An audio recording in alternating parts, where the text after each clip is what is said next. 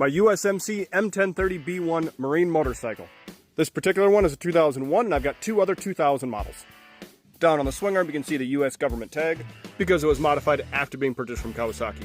And as we can see from the tag here, thankfully mine are not the diesel version. And that is because I have the B1 variant, where they later made a prototype M1 variant, which was the JP8 version.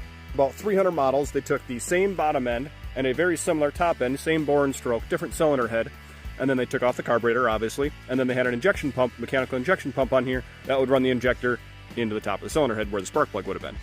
Which did result in a very fuel-efficient motorcycle that could run on the same fuel as just about every other vehicle in the military's fleet. And I wish it wasn't true, but that's about where the advantages end.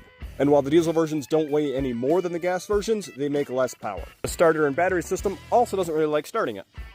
In addition, it didn't have any glow plugs, so it wasn't always the easiest thing to start when it was any bit of chill in the air.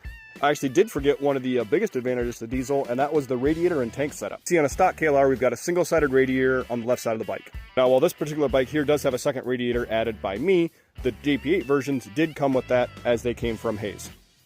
Which actually brings you to the easiest way to distinguish between the gas and the JP8 version is, I forget if it's on the left or the right side, they actually made a cutout in this tank, and the coolant overflow sat in that indent right up on top of the tank, because that overflow would normally live in the bottom half here.